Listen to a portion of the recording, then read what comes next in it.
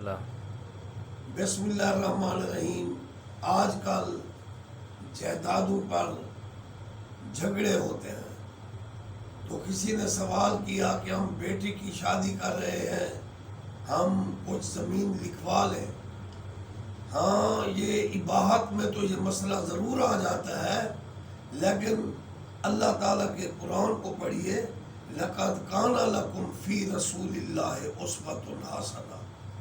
ہمارے پیارے نبی صلی اللہ علیہ وآلہ وسلم کا اسوہ حسنہ ہمارے لیے حجت بھی ہے، اور ہمارے لیے یعنی عملی طور پر ہم نے اس پر عمل پیرا بھی ہونا ہے، اس میں فوائد بھی ہیں۔ تو اس لیے آپ صلی اللہ علیہ وآلہ وسلم نے اپنی صاحبزادیوں کی شادیاں فرمائیں، 450 درہم یا 480 درہم حق مہر تھی۔ آپ نے اور کوئی زمین نہ لکھوائی، کیونکہ آپ کی جو تعلیمات ہیں اور قرآن و سنت کی جو تعلیمات ہیں وہ شافی و کافی ہیں، قیامت تک حجت ہے۔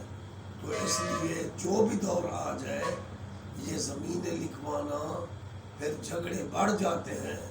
اس لیے جہاں اپنی بیٹی دے رہا ہے، اس کی سیرت اور کردار، اس کے حسن و اخلاق کو دیکھو، پھر سنت کے مطابق اپنے بچوں کی شادیاں کرو، فوائد بھی ہوں گے، کامیابی بھی ہوگی، وہ شادی بھی کامیاب رہے گی۔